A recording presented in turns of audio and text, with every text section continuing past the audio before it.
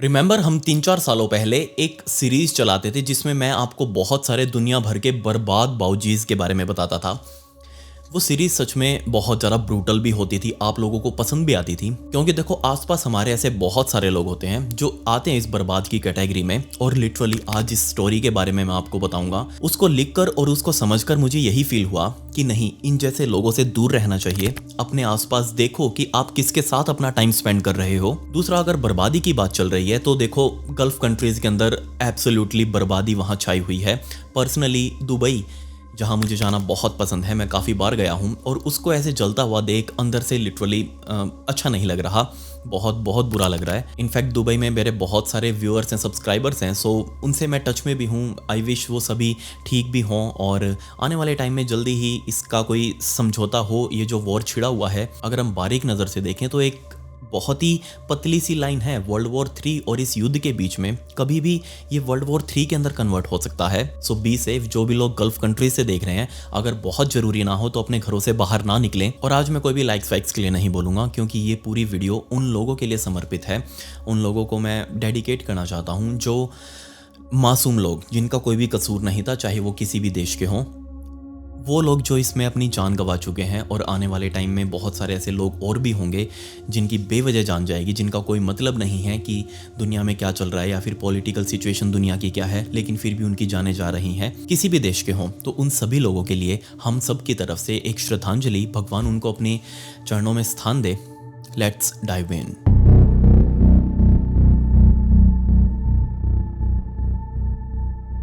इस केस को समझने के लिए हमें यूके के आईपी स्विच नाम के शहर में जाना पड़ेगा और इसका इलाका है यहाँ क्लॉक गेट नाम का वो रोड। और इस रोड पर ही रहा करता था डेज और डेबरा का ये परिवार, इनके 3 बच्चे, जिनमें से सबसे छोटी लॉरेन थॉप नाम की लड़की।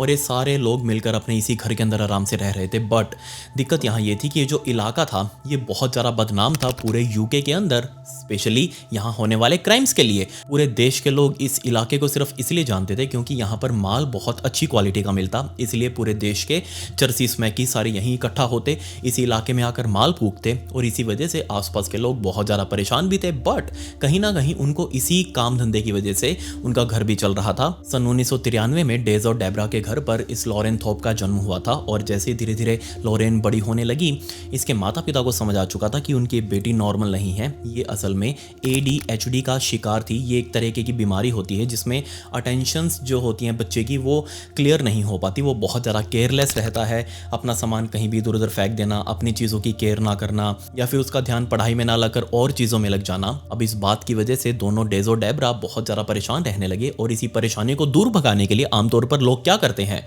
दारू पीते हैं। और ये दोनों डेज और डेबरा अपनी इस बच्ची की वजह से टेंशन में आकर इन लोगों ने भी दारू पीनी शुरू कर दी।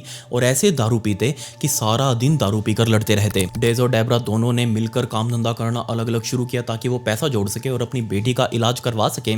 और इस इलाज के लिए उन्होंने दिन रात मेहनत करी। और फाइनली बहुत लंबे टाइम के इलाज के बाद, कुछ सालों के इलाज के बाद, लॉरेन के अंदर बहुत इंप्रूवमेंट आ चुकी थी। वो अब ध्यान भी रखती थी, पढ़ाई में भी उसका अच्छा मन लग रहा था। लेकिन जैसे ही 12 साल की लॉरेन हुई, उसके बाद दोबारा से उसका शरीर डिग्रेड होने लगा। उसकी एकेडमिक्स बिल्कुल ख़त्म हो चुकी थी, ध्यान उसका अपनी पढ़ाई में नहीं था, इधर उधर की चीज़ों में ज़्यादा वो अपना ध्यान रखती। अब घर में बीमारी है, दारू भी पीनी है, टेंशन्स बहुत है। तो यहाँ दोनों माँ बाप के बीच में, डेज और डेबरा के बीच में बहुत तगड़ी लड़ाइयाँ रहने लगी। बच्चों के ऊपर बहुत ज़्यादा इफेक्ट आ रहा था। और फाइनली दोनों अपने अपना रास्ता अलग कर चुके थे। दोनों एक दूसरे से अलग हो गए और ये तीनों बच्चे डेबरा के साथ रहने लगे। और डेबरा के अंदर इतनी पावर नहीं थी कि वो अकेली ही तीनों बच्चों का खर्चा उठा सके, इसलिए उसने सोशल सर्विसेज का सहारा लिया। अलग अलग NGOs में अपना नाम दर्ज करवाया कि कोई हेल्प मिलती हो तो मुझे बताना। सरकार में उसको सोशल सर्विसेज का जो फंड होता है वहाँ यूके में, वो उसको अच्छा खासा मिल रहा था। जैसे तैसे वो अपना घर चला रही थी।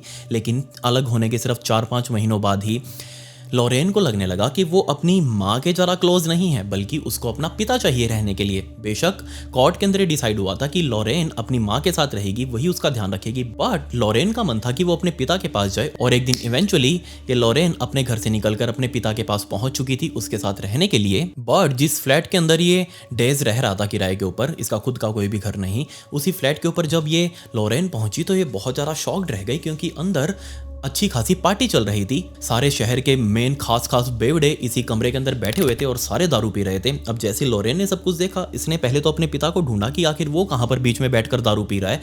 फाइनली उसने जैसे ही डेज को देखा, इसने तुरंत जाकर हक किया और कहा कि अब मैं तुम्हारे साथ रहने के लिए आ चुकी हूँ। अब इस टाइम पर डेज पिछले 3-4 महीनों से क्योंकि अकेला रह रहा था, इसलिए उसने अपने आसपास के लोगों के साथ अपने ग्रुप्स बना लिए। अब क्योंकि ये इलाका पहले से ही बहुत ज़्यादा बदनाम, यहाँ तो लोग सड़कों पर बैठ कर अपना ग्रुप बना कर दारू पी रहे हैं। अब अगर किसी के पास फ्लैट हो तो और बेवड़ों को क्या चाहिए।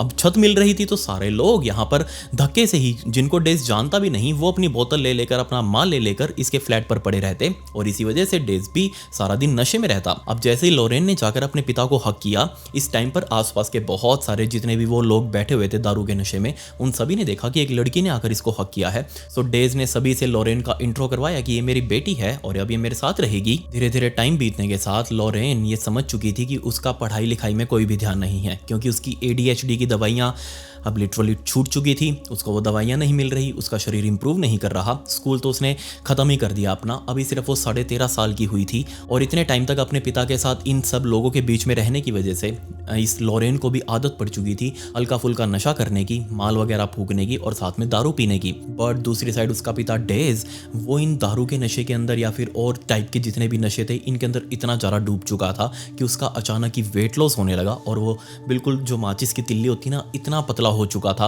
और इसीलिए अब उसको कोई चाहिए था जो उसका ध्यान रख सके, और यहाँ और कोई नहीं बल्कि लोरेन ने ही अपने पिता का ध्यान रखना शुरू किया।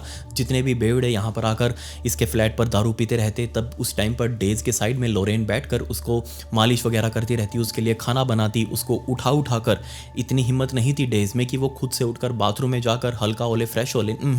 लोरेन खुद अकेली अपने पिता को गोदी में उठाकर, 13-13.5 साल की लड़की है लोरेन, और यहाँ वो समझदारी वाला काम कर रही है। अपने पिता को उठाकर गोदी में खुद उसको वॉशरूम वगैरह लेकर जाती, उसको नहलाती धुलाती, फ्रेश करवाती। ये बात जल्दी ही आसपास के लोगों में फैल चुकी थी कि एक बेटी अपने पिता की बहुत ज़्यादा सेवा कर रही है, और ये बात फैलते फैलते वहाँ की सोशल सर्विसेज तक भी पहुँच चुकी थी। और एक NGO वाले अपनी टीम बनाकर एक दिन इस फ्लैट पर पहुँचे। उन्होंने रेड करी, जितना भी यहाँ माल पीने का वो सामान वगैरह मिला नशे के साथ साथ वो लोरेन को भी उठाकर ले गए, क्योंकि उनको लग रहा था कि लोरेन अच्छा फ्यूचर बना सकती है, उसकी अगर दवाइयाँ शुरू की जाए तो ये अच्छी पढ़ाई लिखाई कर सकती है। इसलिए वो उठाकर अपने साथ लोरेन को ले गए और एक अलग स्कूल में डाल दिया। बट कुछ दिनों तक स्कूल जाने के बाद वापस लोरेन उस NGO वाले शेल्टर से भागकर अपने पिता के पास आ चुकी थी, और अगेन सोशल सर्विसेज वाले उसको उठाकर अपने साथ ले आए। इवेंचुअली कुछ महीने और इसी फ्लैट में रुकने के बाद डेज को मजबूरन ये फ्लैट खाली करना पड़ा, क्योंकि उसके पास पैसे नहीं थे इसका किराया भरने के लिए। इसलिए अभी दोनों बाप और बेटी सड़कों पर आ चुके थे। इनको मजबूरन फुटपाथों के ऊपर सोना पड़ता, या फिर कहीं कोई टेंट वगैरह मिल जाए, जो वो होते हैं ना पन्नी वाले, उस पन्नी वाले टेंटों के अंदर सोना पड़ता, या फिर कोई शेल्टर रात को अगर खाली मिल जाए तो उसके अंदर इनकी रातें निकल रही थी। बट अब यहाँ दिक्कत ये थी कि ये लोग थे चलते फिरते वाले, इनका कोई परमानेंट ठिकाना नहीं था। इसलिए सोशल सर्विसेज वालों ने पहले से ही डिसाइड किया था कि वो लोरेन के ऊपर अपनी नज़र बना के रखेंगे। बट अब क्योंकि वो फ्लैट से निकल गई तो इनका कोई ठिकाना नहीं, इसलिए सोशल सर्विसेज वाले इस लोरेन को ट्रैक नहीं कर पा रहे कि आखिर वो कहाँ गई, ताकि उसका वो ध्यान रख सकें, उस तक मेडिसिन पहुँचा सके। दूसरी तरफ लोरेन अब रातों को अलग अलग आदमियों के पास सो रही थी, मतलब कि कोई भी उसको दारू पिला देता, कोई भी नशा करवा देता उसको और उसके पिता को, वो उसके पास ही सो जाती बाहर सड़क पर ही। अब चाहे कुछ भी हुआ हो, लोरेन अपने से ज्यादा उम्र के लोगों के साथ टाइम स्पेंड कर रही थी। एंड दूसरा, उसके पास खाने पीने के लिए कुछ नहीं, इसलिए लोग आते जाते कुछ भी उसके बर्तन में डाल जाते तो वही लोरेन को खाना पड़ता। यही उसकी जिंदगी थी और उसने इस जिंदगी को एक्सेप्ट भी कर लिया। और इसी तरह सड़क पर रहते हुए लोरेन को क्लार्क नाम का ये बंदा मिला। ये 41 साल का लड़का, और अच्छी बात ये थी कि इस क्लार्क के पास खुद का इसी इलाके में एक फ्लैट था। खुद का नहीं, मतलब कि ये भी रेंट पर ही रहा करता था। और इसने आसपास के जितने भी सड़क पर रहने वाले लोग थे उनके ऊपर एक अच्छा खासा अपना रोब बना रखा। अब क्योंकि इसके पास फ्लैट था तो रोब इसका अपने आप बन जाता। ये जो चाहता उसी बंदे को अपने साथ लेकर जाता, अपने फ्लैट पर दारू वगैरह पिलाता, उसी को छत दे रहा था, वरना सारे लोग इसके सामने पड़े रहते। ये सभी लोग इससे उम्मीद लगाकर बैठे रहते कि आज रात तो ये उनको अपने साथ लेकर जाएगा, वहाँ पार्टी वार्टी करेंगे और वहीं सो जाएंगे, कम से कम आज रात तो छत के नीचे सोने को मिलेगा। इसीलिए इस क्लार्क का अच्छा खासा रुतबा आसपास के इलाके में। ये क्लार्क असल में पहले एक मिलिट्री मैन था, बट मिलिट्री में भी नशा करते हुए इसको लात मारकर नौकरी से बाहर निकाल दिया, और अब ये इधर उधर सड़कों पर धक्के खाते हुए कोई नौकरी मिली नहीं इसको, इसलिए अब ये यहाँ इसी स्ट्रीट पर आकर रहने लगा। लोरेन ने अभी 14 साल की उम्र जस्ट क्रॉस ही करी थी, और ये इस क्लार्क के साथ पूरा दिन टाइम स्पेंड करने लगी। अब क्योंकि ये क्लार्क के साथ बहुत अच्छी इसकी बॉन्डिंग बन चुकी थी। क्लार्क इसको डेली अपने कमरे पर लेकर जाता। लॉरेन बार बार कहती कि मैं अपने पिता को भी अपने साथ लेकर आ रही हूँ, बट क्लार्क ने साफ मना कर दिया कि आधी रात के बाद लेकर आना, क्योंकि उससे पहले ये लॉरेन के साथ संबंध बनाता। लॉरेन को इसमें पता नहीं वो उसकी सहमति थी या नहीं, या फिर वो उसके साथ नशे में करता, बट इन दोनों के इंटीमेट रिलेशनशिप बने और रात के टाइम पर बाद में जाके ये लॉरेन अपने पिता को भी साथ में लेकर आती और ये तीनों लोग इस क्लार्क के फ्लैट के ऊपर रातें बिताने लगे। दूसरी तरफ इसके साथ टाइम स्पेंड करते हुए लॉरेन इसके लिए पूरे तरीके से पागल हो चुकी थी, क्योंकि है कुछ दिक्कत है इन ये जो 15 से 20 साल की जो एज होती है ना, इस टाइप के बच्चों में कुछ दिक्कत होती है। इनको पसंद आते हैं जो इनको डोमिनेट करें, जो इनको कंट्रोल करके रखें, जो इनको थोड़ा सा होता है ना डांट धमका कर रखें। और लॉरेन को भी एक्चुअल में क्लार्क ऐसे ही रखता, उसके ऊपर पूरा डोमिनेंट दिखाता, उसको डांटता धमकाता, कभी कभी तो उसको खाना तक नहीं देता। लेकिन ये लॉरेन इसके लिए पूरे तरीके से पागल हो चुकी थी। और तब इस क्लार्क ने बेचारी लॉरेन का, या तो उसकी मासूमियत का फ़ायदा कह लो या फिर कुछ भी कह लो, इसको इस दलदल में पूरे तरीके से धकेलने के लिए हैवी नशे जो थे, महंगे वाले, सूखे नहीं कह रहा मैं, वो जो होता है ना खींचने वाले, वो नशे उसको करवाने शुरू कर दिए। अब इन नशों के लिए लॉरेन पूरे तरीके से पागल हो चुकी थी। उसको सारा दिन क्लार्क की ज़रूरत रहती, क्योंकि वही था जो उसको ये नशे दे सकता था। उसको इतनी गंदी आदत लग चुकी थी कि जैसे ही उसके पिता को वो सुबह नहला धुला कर तैयार करके बैठाती, ये पूरा दिन वेट करती कि क्लार्क आएगा शाम को, उसको ये नशे पते देगा और बाद में ये दोनों एक साथ आराम से जाकर सो जाएंगे। इनफैक्ट अब 2009 का टाइम आ चुका था और ये लॉरेन अब 16 सालों की हो चुकी थी। और इसी 2009 में इसी फ्लैट के ऊपर एक दिन रोजलिन हंट 41 साल की ये महिला यहाँ पर पहुंची और आते ही इसने क्लार्क के ऊपर चिल्लाना शुरू कर दिया। थोड़ी देर इनका आपस में झगड़ा हुआ क्लार्क और इस रोजलिन का, और ये रोजलिन वापस वहाँ से जा चुकी थी। इसके जाने के बाद लॉरेन ने क्लार्क को पकड़ा और पूछा कि ये आखिर कौन थी जो तुम्हारे साथ आकर झगड़ रही थी। क्लार्क ने समझाया कि ये उसकी एक्स गर्लफ्रेंड थी, बट इन दोनों का ब्रेकअप हो चुका है, अब ये दोनों नहीं मिलते, बट इसका और मेरा कुछ वो लेना देना बाकी है, कुछ पैसे मैंने इसके देने या फिर इसने मुझसे लेने हैं, कुछ भी कह लो, और वो हिसाब के लिए ही ये मेरे पास यहाँ आई थी। असल में रोजलिन भी लॉरेन की तरह इस इलाके में पैदा हुई थी और यहाँ का जो एनवायरनमेंट था उससे बहुत ज़्यादा अफेक्ट हो चुकी थी, बट उसका पढ़ाई लिखाई में बहुत मन था और वो बड़ी होकर एक वेटनरी डॉक्टर बनना चाह रही थी। उसका पेट से बहुत ज़्यादा प्यार, और इसी वजह से वो अपनी आगे पढ़ाई कंटिन्यू भी कर रही थी। लेकिन टाइम को कुछ और ही मंजूर था। उसकी पढ़ाई लिखाई छूट चुकी थी, फाइनेंशियल कंडीशन बहुत ज़्यादा अनस्टेबल हो गई, परिवार में खाने कमाने के कोई पैसे नहीं थे, इसलिए मजबूरन रोजलिन को इधर उधर कोई छोटी मोटी नौकरी पकड़नी पड़ी। और इन्हीं नौकरी को करते करते वो इतनी ज़्यादा स्ट्रेस में आ चुकी थी कि उसने भी ये सारे नशे पते फूकने शुरू कर दिए। और इन्हीं नशों पतों को करते करते उसको एक क्लार्क मिल गया। बेशक क्लार्क उसको बहुत अच्छे से उस टाइम पर सपोर्ट कर रहा था, बट रोजलिन की शादी उसके घर वालों ने कहीं और फिक्स कर दी।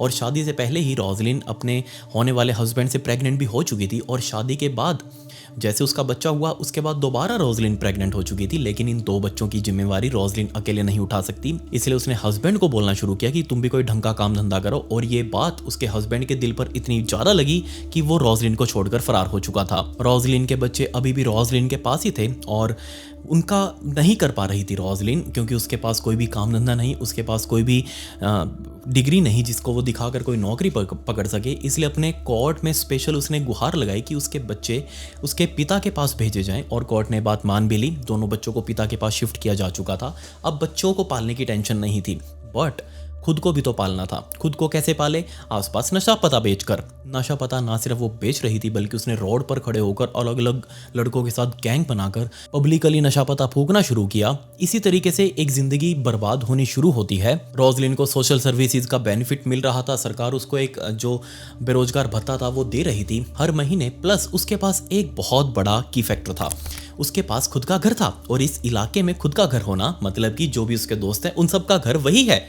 सारा दिन रोजलिन के पास 10 से 12 लड़के या फिर लड़कियां उसके इसी फ्लैट के ऊपर पड़ी रहती। सारा दिन वो दारू पीते, नशे फूकते, हर तरीके के गलत काम जो एक फ्लैट पर हो सकते हैं वो यहाँ हो रहे थे रोजलिन के फ्लैट में। रोजलिन थी उस नेचर की कि उसको ना करना पसंद नहीं था, उसको शांति चाहिए थी। हमें होता है ना कि हमें किसी से ना नहीं बोला जाता, बहुत सारे ऐसे आप में से भी लोग होंगे। इनफैक्ट पर्सनली मैं भी, मुझसे कोई अगर कुछ बोले तो मुझसे ना नहीं बोला जाता। और एग्जैक्टली यहाँ रोजलिन भी ऐसी ही थी। उसके पास ऐसे ऐसे लोग आ रहे थे जिनको रोजलिन ने कभी देखा भी नहीं सड़क के ऊपर, उनके साथ कभी कोई सुट्टा नहीं फूका, कोई माल नहीं पिया, लेकिन फिर भी वो सारा सारा दिन रोजलिन के फ्लैट के ऊपर पड़े रहते। और इसी फ्लैट के ऊपर एक दिन क्लार्क भी आया अपने साथ अपना डॉग लेकर, और जैसे ही इस रोजलिन ने उस डॉग को देखा वो बहुत ज़्यादा अटैच हो चुकी थी उस डॉग के साथ, और ना सिर्फ डॉग के साथ बल्कि डॉग के ओनर इस क्लार्क के साथ भी। दोनों जल्दी ही आपस में रिलेशनशिप में आए। अब क्योंकि ये क्लार्क के पास उस टाइम पर कोई घर नहीं था, इसलिए रोजलिन उसकी गर्लफ्रेंड का घर ही उसका घर था। ये तो उसके ऊपर पूरा अब डोमिनेट करने वाला था कि जैसे वही मालिक हो इस घर का। उसने तुरंत रोजलिन के ऊपर भी अपना हक जताना शुरू कर दिया। उसके साथ जितने भी लोग आसपास पड़े रहते थे उन सबको धक्के मार मार कर बाहर निकाल दिया। सिर्फ ये और रोजलिन यहाँ रह रहे थे। वो रोजलिन की अच्छी केयर भी करता, बट वही जो होता है ना अब्यूजिव नेचर किसी भी इंसान का, वो नेचर अब रोजलिन को दिखने लगा था इस क्लार्क का। कुछ सालों तक रोजलिन और क्लार्क का सही रिलेशनशिप चला, लेकिन एक टाइम तक ही बंदा बर्दाश्त कर पाता है। उसके बाद रोजलिन ने हार मान ली, क्लार्क को अपना सारा तामझाम उठाकर झोले में डालकर घर से बाहर निकाल दिया, और क्लार्क अब उस रेंटेड फ्लैट के ऊपर जाकर रहने लगा जहां उसके साथ अब लोरेन रह रही थी। अब जैसे ये बात रोजलिन को पता चली कि एक लड़की इस क्लार्क के साथ रह रही है, बेशक उसका ब्रेकअप हो चुका था क्लार्क के साथ, उसका कोई लेना देना नहीं, लेकिन फिर भी एज ए ह्यूमन बीइंग वो स्पेशली लोरेन से बात करना चाह रही थी। और उस दिन भी वो घर पर लोरेन से बात ही करना आई थी, लेकिन बीच में क्लार्क आ गया और इसने रोजलिन को लोरेन के पास जाने से रोक लिया बीच में ही, और उसके साथ लड़ाई झगड़े करने लगा। और बाद में इस क्लार्क ने लोरेन को कह दिया कि वो तो पैसे मांगने के लिए आई थी। बट रोजलिन को लोरेन सड़क के ऊपर ही दिख गई अपने पिता के साथ, और इसी टाइम रोक कर इस रोजलिन ने लोरेन से बात करनी शुरू करी। उसको बता दिया कि जिसके साथ तुम रह रही हो ये क्लार्क, ये कोई ठीक बंदा नहीं है। ये तुम्हें पहले बहुत ज़्यादा प्यार दिखाएगा, तुम्हारी केयर करेगा, और बाद में तुम्हारे साथ ऐसा अब्यूज़ करेगा कि तुम उसको टॉलरेट नहीं कर पाओगी। मैं तुमसे उम्र में बड़ी हूँ, मैं इसको सहन नहीं कर पाई, इसलिए जितनी भी खामियां थी इस क्लार्क के अंदर उसने सारी लोरेन के सामने गिनवा दी। लोरेन ने ये बातें सारे सुनकर एडमिट भी कर ली कि ठीक है, मैं देखती हूँ मैं क्या कर सकती हूँ। और अब दिन आ चुका था 1 अगस्त 2009 का। रोजलिन वाले फ्लैट के ऊपर खटखटाहट हुई और तुरंत रोजलिन ने भागकर दरवाज़ा खोला और सामने लोरेन खड़ी थी। लोरेन के साथ उसका बॉयफ्रेंड क्लार्क खड़ा था, और साथ में कुछ और भी बेवड़े जिनका ये पूरा ग्रुप बनाकर यहाँ पर पहुंचे थे। और ये सारे लोग एक साथ बेचारी रोजलिन के फ्लैट में अंदर घुस गए। इस ग्रुप में क्लार्क अपने साथ अपना डॉग भी लेकर आया था, और रोजलिन उस डॉग को देखकर बहुत ज़्यादा खुश हो चुकी थी। ये सारे लोग अंदर गए और अंदर बैठकर दारू पीने लगे। क्लार्क ने उठकर रोजलिन को बताया कि हम सिर्फ यहाँ पर दारू पार्टी करने आए हैं तुम्हारे फ्लैट के ऊपर, और कुछ नहीं, सो बिल्कुल भी टेंशन मत लो। रोजलिन उस डॉग के पास गई, डॉग को चेन से बांधा और अपने साथ बाहर ले गई वॉक करवाने के लिए, और कह कर गई जाते जाते तुम आराम से पार्टी वगैरह करो, मैं तब तक इसको घुमा कर लेकर आती हूँ। और इसी डॉग को वॉक करवाते करवाते इस डॉग ने पास से गुजरने वाले एक महिला के ऊपर हमला कर दिया। वैसे ही ये डॉग बहुत ज़्यादा एग्रेसिव था, क्लार्क और रोजलिन दोनों को बहुत अच्छे से पता था, इसलिए रोजलिन इसको बहुत टाइट पकड़ कर चल रही थी। बट फिर भी इसने समहाउ एक महिला के ऊपर अटैक कर दिया और वहाँ पर सीन क्रिएट हो गया। आसपास लोगों ने इस कुत्ते से उस महिला को छुड़वाने में, रोजलिन ने भी उस महिला को छुड़वाने में बहुत ही एफर्ट लगाने पड़े। इनफैक्ट काफ़ी सारे लात घूसे इस डॉग को भी मारे गए ताकि वो उस महिला के पैर को छोड़ दे, और फाइनली उसने छोड़ भी दिया। बट इस टाइम पर 2 ऐसे लोग थे जो सामने आए, जिनमें से एक बंदा बोल रहा था कि रोजलिन ने खुद इस डॉग को पैर मारा ताकि वो पैनिक करके पास से गुजरने वाली उस महिला को काट ले, या फिर दूसरा बंदे कह रहे थे कि इस डॉग ने अपने आप काटा। अब क्योंकि ये रोजलिन खुद बहुत ही बड़ी डॉग लवर थी, सो मुझे तो नहीं लगता कि उसने खुद पैर मारा होगा उस डॉग को ताकि वो उस महिला को काट ले। I don't think so. But इस मोमेंट पर रोजलिन को बहुत ज़्यादा टेंशन हो रही थी, क्योंकि उसको घर जाकर ये बात बतानी पड़ेगी कि ऐसे ऐसे डॉग के साथ इंसिडेंट हो गया है, क्योंकि अगर वो नहीं बताएगी तो आसपास बहुत सारे लोगों ने देखा है जो क्लार्क और इस डॉग को बहुत अच्छे से जानते हैं, वो लोग क्लार्क को बता देंगे कि तुम्हारे डॉग ने ऐसा ऐसा कुछ किया था और उसको पीटा गया। और अगर क्लार्क को पता लगेगा कि रोजलिन लेके गई थी उसके डॉग को और वहां उसके डॉग की पिटाई हुई है, तो वो उसके ऊपर बहुत ज़्यादा भड़केगा। और तब रोजलिन ने सोचा कि क्यों ना मैं थोड़ी लेट घर जाऊं, शायद हो सकता है बीच में लोग जाकर क्लार्क को बता भी दें कि उसके डॉग के साथ ये सब कुछ हुआ है, बट थोड़ी देर तक मैं लेट जाऊंगी तो वो उसका गुस्सा शांत हो जाएगा। और कमाल की बात यहाँ ये थी कि इस मोमेंट पर उसको डेज मिला, जी हाँ, लोरेन का पिता, जो कि सड़क पर ही साइड में बैठा हुआ था। और इस रोजलिन ने तुरंत लोरेन के पिता को पहचान लिया, ये डेज यहाँ पर बैठा हुआ है। ये रोजलिन खुद उसके पास जाकर डॉग लेकर बैठ चुकी थी। और कमाल की बात यहाँ ये थी कि ये खबर अंदर घर में मौजूद लोरेन तक पहुंच गई कि रोजलिन उसके पिता के साथ बैठी है डॉग को लेकर, और शाम हो चुकी है, अभी तक वो वापस घर नहीं आई। लॉरेन उस फ्लैट से निकलकर रोजलिन के पास गई ताकि वो उसको पकड़कर वापस घर लेकर आ सके। रोजलिन बहुत ज़्यादा डरी हुई थी। उसने सारा मैटर इस लॉरेन को बताया कि मेरे हाथ से गलती हो गई, इस डॉग ने किसी को काट लिया और वहाँ सीन क्रिएट हो गया था, इस डॉग की भी पिटाई हुई है।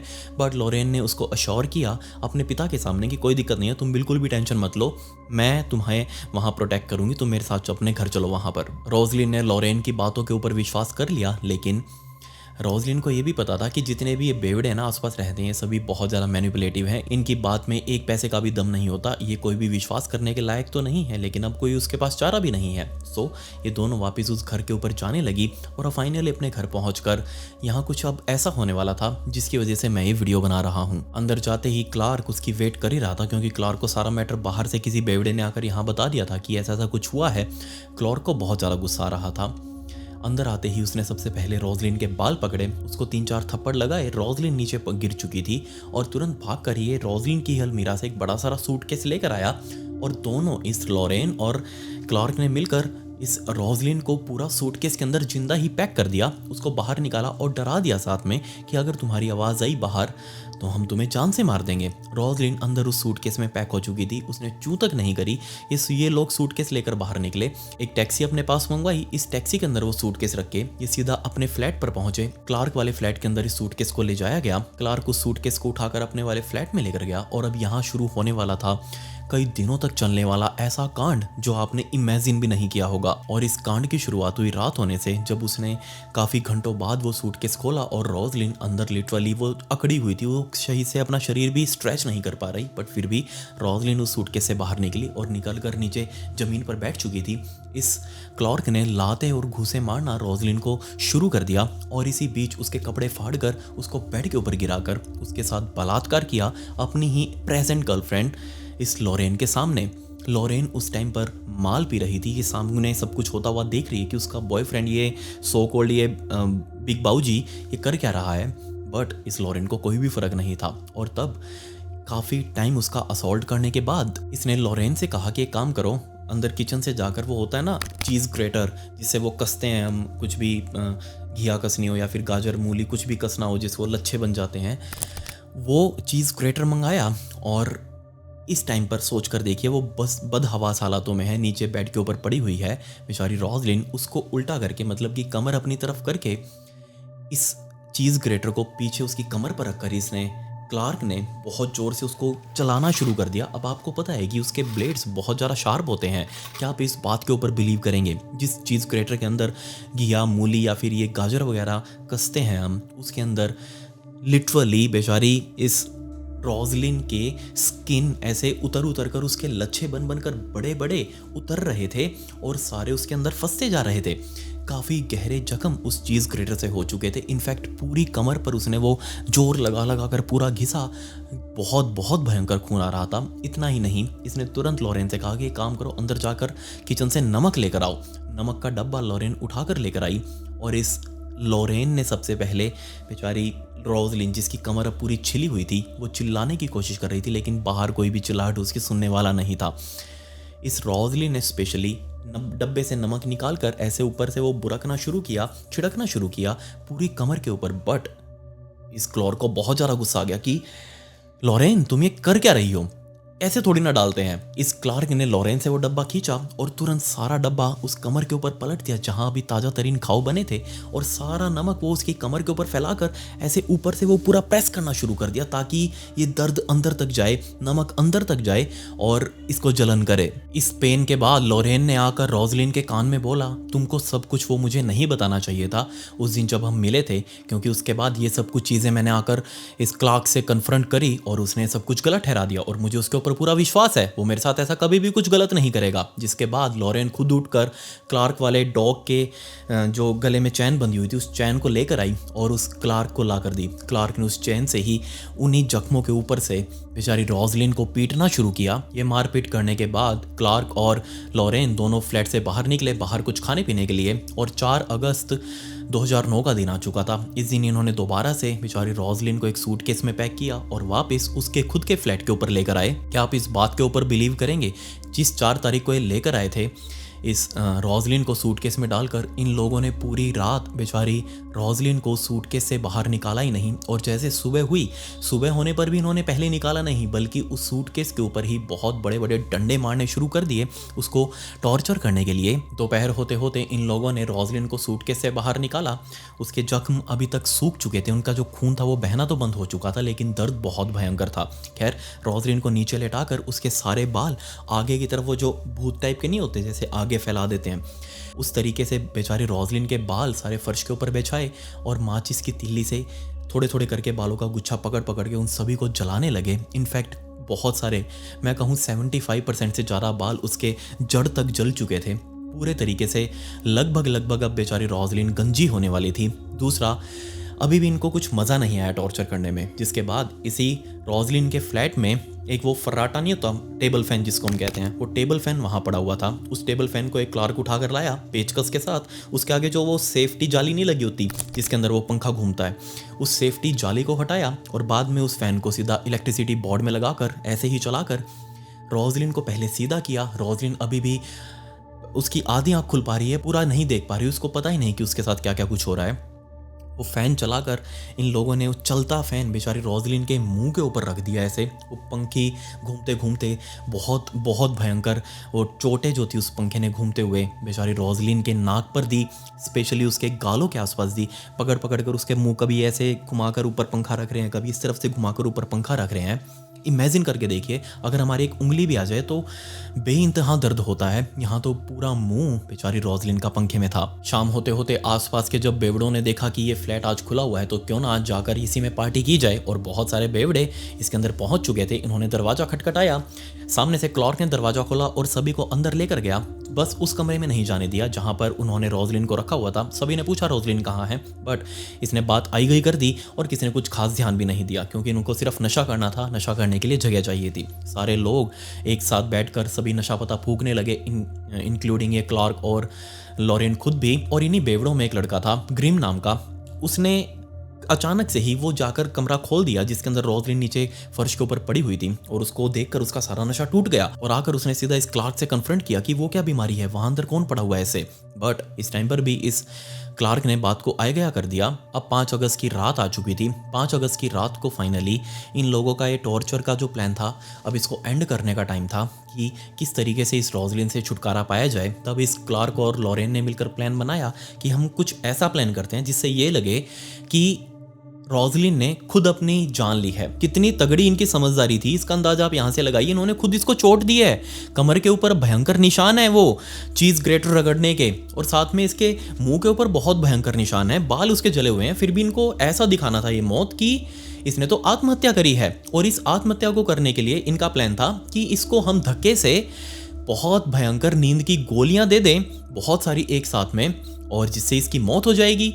और इन्होंने ज़बरदस्ती बहुत सारी नींद की गोलियां पीस कर पानी के अंदर डालकर वो पानी धक्के से बेचारी रोजलिन के मुंह में लगाकर उसको पिला दिया, और पिलाने के बाद उसके सिर के ऊपर उन्होंने डंडे से वार किया, जिससे रोजलिन पूरे तरीके से अनकॉन्शियस हो चुकी थी। इन दोनों को लगा, इन दोनों बाबूजियों को, कि ये रोजलिन अब यहीं मर चुकी है, इसको हम यहीं छोड़कर जा सकते हैं। बट जिस टाइम पर ये सब कुछ हो रहा था उस टाइम पर रोजलिन ने अपने पूरा जोर लगाकर उसने चिल्लाया, और ये चिल्लाहट आसपास के लोगों ने भी सुनी जो वहाँ से बाहर निकल रहे थे। काफ़ी बार उसने चिल्लाया, और इस चीज़ से कंसर्न होकर आसपास के लोगों ने पुलिस वालों को फ़ोन भी कर दिया। 5 तारीख की रात को ही यहाँ पर पुलिस वाले पहुँच चुके थे चाँव चाँव करते हुए। उन्होंने दरवाज़ा खटखटाया और सामने से क्लार्क ने दरवाज़ा खोला। क्लार्क उनको समझाने लग गया कि नहीं नहीं, मैं और मेरी गर्लफ्रेंड मजाक कर रहे थे, मस्ती मजाक, उसी की चिल्लाहट थी, ऐसा कुछ भी नहीं है, ये मेरा फ्लैट है और ये मेरी गर्लफ्रेंड है। उसने लॉरेन को बुलाया और दिखाया, और पुलिस वालों ने इतना भी ज़रूरी नहीं समझा कि एक बार अंदर जाकर तो चेक कर ले। नहीं, ये बात उन लोगों ने एक्सेप्ट करी कि हाँ ऐसा ही कुछ हुआ होगा, और वो बस बिना कुछ चेक करे ही यहाँ से निकल गए। अब 9 अगस्त 2009 का दिन आ चुका था। अब आपको नहीं पता तो मैं आपको बता दूं, 9 अगस्त मेरा बर्थडे भी आता है। बट वो दिन आसपास के वहाँ लोगों के लिए बहुत ही अजीब सा था, क्योंकि उनको बहुत गंदी बदबू आ रही थी इस घर से, और बहुत सारी मक्खियाँ भी इस घर के आसपास खिड़कियों के ऊपर मंडरा रही थी। आसपास के लोगों ने पुलिस वालों को दोबारा फ़ोन किया, गाड़ी आई उनकी चाँव चाँव करते हुए, और दोबारा से उन्होंने दरवाज़ा खटखटाया, लेकिन दरवाज़ा अंदर से खुला ही नहीं। बट ये बदबू इतनी भयंकर थी कि मजबूरन इन पुलिस वालों को दरवाज़ा तोड़ना पड़ा, और जैसे उन्होंने अंदर जाकर देखा, अंदर कोई भी नहीं, सिर्फ एक कमरा बंद है। उस कमरे को जाकर खोला तो एक गद्दे के ऊपर रोजलिन मरी हुई थी, और हद कर देने वाली बात तो ये थी कि जो पीछे उसके कमर के ऊपर घाव थे उनके ऊपर तो अब कीड़े चलने लगे थे, बहुत सारी मक्खियाँ अंदर तक घुस चुकी थी, डीप इनसाइड तक। तुरंत पुलिस वालों ने इस डेड बॉडी को कब्जे में लेकर हॉस्पिटल पहुंचाया ताकि इसकी ऑटोप्सी की जा सके। पुलिस वाले अब इस मर्डर की इन्वेस्टिगेशन कर रहे थे कि आखिर ये सब कुछ किसने किया होगा। बहुत सारे फेमस बेवड़ों को उठाया गया, उनको बस में भर कर ले जाया गया ताकि पूछताछ कर सके कि कौन ऐसा कर सकता है। और इस पॉइंट पर सभी ने सिर्फ एक ही नाम लिया, क्लार्क और उसकी गर्लफ्रेंड लॉरेन। बट पुलिस वालों को भी इन दोनों को भी ढूंढना था। इन दोनों का कोई पक्का ठिकाना तो है नहीं जहां पर जाकर इनको धर सके।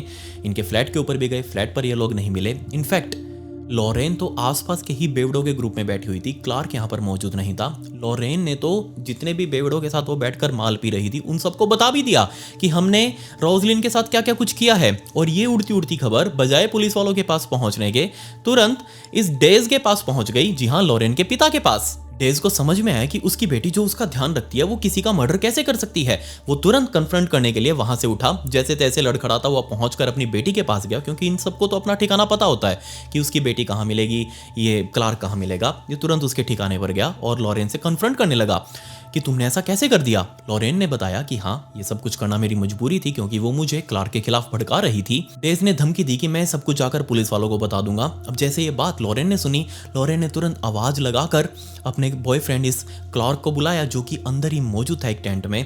क्लार्क बाहर निकल कर आया और उसने बताया कि मेरे पिता ये डेज ये बोल रहा है कि मैं सब कुछ जाकर पुलिस वालों को बता दूंगा और पुलिस वाले हमें उठा लेंगे। अब इस क्लार्क को समझ में आया कि देखो ये वैसे ही चटपटा सा है, इसके ऊपर पुलिस वाले बिलीव नहीं करेंगे क्योंकि देखो इसकी हालत देखो, लड़खड़ा है, वैसे रहा है, उल्टियां सारा दिन करता रहता है, दारू के नशे में भंड रहता है, पुलिस वाले इसकी बात नहीं मानेंगे। लॉरेन ने कहा कि नहीं, हमें रिस्क नहीं लेना चाहिए और उसने सामने देखते हुए अपने पिता को कहा, अब मैं तुम्हें अपना पिता नहीं देख रही, सिर्फ एक बोझ देख रही हूं तुम्हारे अंदर जो मुझे झेलना पड़ रहा है। मैं तुम्हारी अब कोई सहायता नहीं करने वाली, इसलिए अब तुम्हें भी रोजलिन की तरह मरना पड़ेगा। सोच कर देखिए आप, एक खुद लड़की अपने पिता को बोल रही है और उस पिता को जिसका एक टाइम पर वो बहुत ध्यान रखती थी, उसके लिए सब कुछ करती थी, उसको उठा कर नहलाना धुलाना खिलाना पिलाना सब कुछ, बट अब वो उसके मर्डर की तैयारी कर रही थी। उस टाइम पर तो इन दोनों ने डेज को वहां से जाने दिया, लेकिन ये डेज का पीछे पीछे उसका पीछा कर रहे थे। और फाइनली जब डेज अपने टेंट में गया, रात होते ही 10 तारीख की रात को, 10 अगस्त की रात को, ये दोनों लॉरेन और क्लार्क इसके टेंट में पहुंचे और वहां अपने साथी की तकिया लेकर गए थे। अंदर जाते ही टेंट में रात के टाइम पर इन्होंने डेज को पीटना शुरू कर दिया। उसके अंदर इतनी हिम्मत नहीं थी कि वो अपने आप को डिफेंड कर सके। अगर ये अकेली लॉरेन भी होती, ये भी उसका मर्डर कर सकती थी, बट अब तो यहाँ ये दो थे, ये तो क्लियर कट उसको खत्म करने वाले थे। अब यहाँ सबसे पहले उन्होंने डेज के साथ मारपीट करनी शुरू करी। इनफैक्ट एक बहुत ही मैं कहूँ, मेरे को बोलते हुए शर्म आ रही है, इस लॉरेन ने खड़ी होकर उसी टेंट में अपने पिता के मुंह के ऊपर 4 बार जूतों से अपने मतलब की लात मारी और उसके जूते के प्रिंट ऊपर छप चुके थे। जिसके बाद ये जो तकिया लेकर गए थे उस तकिए से डेज का मुंह दबाना शुरू किया और इनफैक्ट मुंह दबाते दबाते डेज ने खून की उल्टी भी कर दी और वो खून आकर उस तकिए के ऊपर लगा, बट इन लोगों ने वो तकिया हटाया नहीं और बस दबाए रखा। कुछ मिनटों बाद डेज दम तोड़ चुका था। जब इन्होंने वो तकिया हटाकर देखा कि इसने तो उल्टी कर दिया, खून इसके ऊपर लगा हुआ है, बट डजंट मैटर। उसी तकिए से इन लोगों ने जो खून उसके मुंह के आसपास लगा हुआ था, होठों पर लगा हुआ था, उस खून को साफ किया और उस तकिए को पास ही के एक डंप यार्ड के अंदर फेंक दिया। अब तक 2 दिन बीत चुके थे उस लाश को मिले हुए, रोजलिन वाली, इसलिए पुलिस वालों के रडार पर थे ये लॉरेन और क्लार्क। इन दोनों को वांटेड माना जा रहा था, इसलिए पुलिस वालों ने आसपास के सभी बेवड़ों से पूछना शुरू कर दिया कि कहाँ है कहाँ है।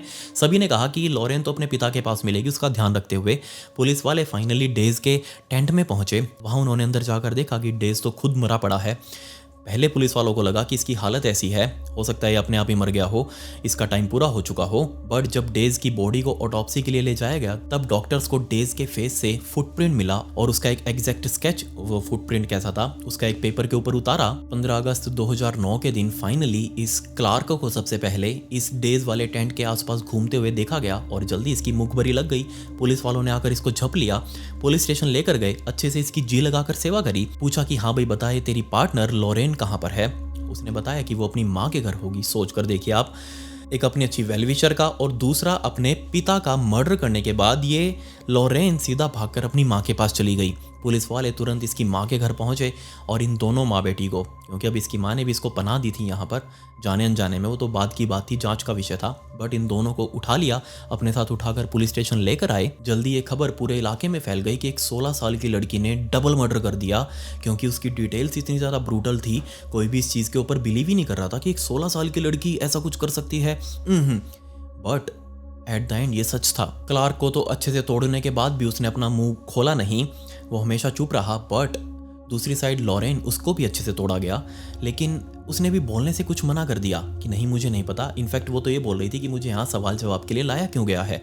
पुलिस वाले उसको बोल रहे हैं कि तूने तेरे बाप को मारा है, तेरी एक अच्छी दोस्त को मारा है, बट वो मना कर रही थी। तब पुलिस वालों ने वो जूते का फुटप्रिंट उसके सामने रखा और इस फुटप्रिंट को देखकर उसने पुलिस वालों की तरफ देखा और कहा कि हाँ ये जूता मेरा ही है, ये जरूर आपको मेरे पिता के फेस से मिला होगा। और तब जो बाद में पूछताछ हुई उसके अंदर जो रीज़न निकल कर आया कि इस लॉरेन ने सारा कुछ क्यों करवाया या फिर किया साथ में मिलकर, ये एब्सोल्युटली अनबिलीवेबल था कि यार कोई इतना मूर्ख हो कैसे सकता है। असल में कुछ दिनों पहले जब रोजलिन को पता चला कि एक क्लार्क एक 15-16 साल की लड़की के साथ रिलेशनशिप में रह रहा है अपने पास, और वो लड़की पहले से ही मेंटल सफरिंग कर रही है, वो ADHD का शिकार है, वो दवाइयाँ लेती है और उसका बाप भी कुछ खास है नहीं, मतलब कि है बट वो कुछ करता नहीं, ना ही वो उसका ध्यान रख सकता, मतलब ये लड़की पूरे तरीके से वल्नरेबल है, वो तो राक्षस है, वो इसको खा जाएगा। इसीलिए उसने पहले इस लॉरेन से बात करने की कोशिश करी, उसको समझाया कि तुम इसका साथ छोड़ दो वरना ये तुम्हारे साथ बहुत बुरा करेगा, बट लॉरेन नहीं मानी। और तब जाने से पहले रोजलिन ने लॉरेन को कहा था कि अगर तुमने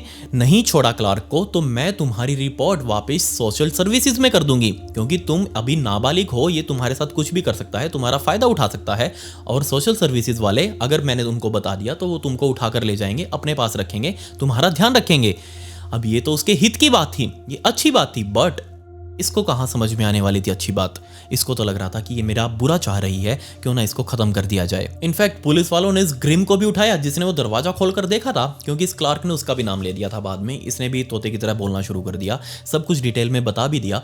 ग्रिम को भी उठाया और ग्रिम ने कहा कि बाबूजी मेरे को क्यों उठा रहे हो, मैंने तो सिर्फ देखा था, आप कहो तो मैं सरकारी गवाह बन जाता हूँ। बट पुलिस वालों ने पहले उसके ऊपर मर्डर का चार्जेस लगाए और उसको जब ट्रायल के अंदर पेश किया गया तो कई हफ्तों तक इनकी बहस चली, इनकी सुनवाई चली कोर्ट में। इनफैक्ट बाद में इस ग्रिम को तो इस केस से बाहर निकाल दिया और एज ए विटनेस ट्रीट किया। कोर्ट के अंदर जब भी इस लॉरेन को स्पेशली लेकर आया जाता तो ये हमेशा हंसती हुई आती, अपने वकीलों पर हंस रही थी, जज के ऊपर हंस रही थी, तो सभी को लगा कि हो सकता है मेंटल हो, इसका दिमाग अब ठीक से काम ना कर रहा हो। इनफैक्ट कहीं ना कहीं बात ये ठीक भी थी, ये ADHD का शिकार थी पहले से ही। फाइनली 1 अगस्त 2010 के दिन, यानी कि 1 साल बाद टोटली, इस केस के ऊपर फैसला आया जिसमें क्लार्क को डबल मर्डर के लिए जिम्मेदार ठहराया गया और इसको लाइफ इम्प्रिजनमेंट और कम से कम मेनली 27 सालों की गैर जमानती सज़ा सुनाई गई। 27 सालों बाद मतलब कि ये जमानत के लिए अप्लाई कर सकता है। और दूसरा है लॉरेन, क्योंकि इसने क्राइम जब किया था ये नाबालिग थी, सो इसी वजह से इसको कोर्ट ने सिर्फ 14 सालों की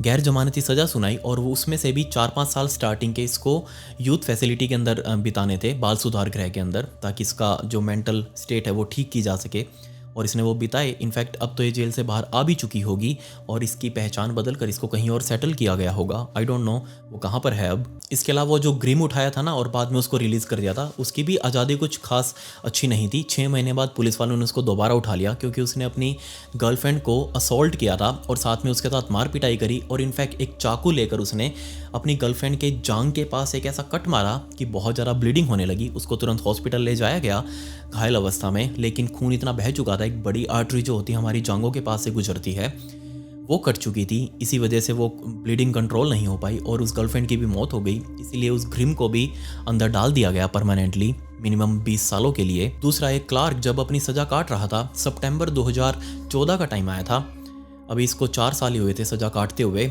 और सितंबर 2014 में इस पॉल क्लार्क ने जेल के अंदर रहते हुए ही सब कुछ एंड कर लिया, मतलब खुद को ख़त्म कर लिया।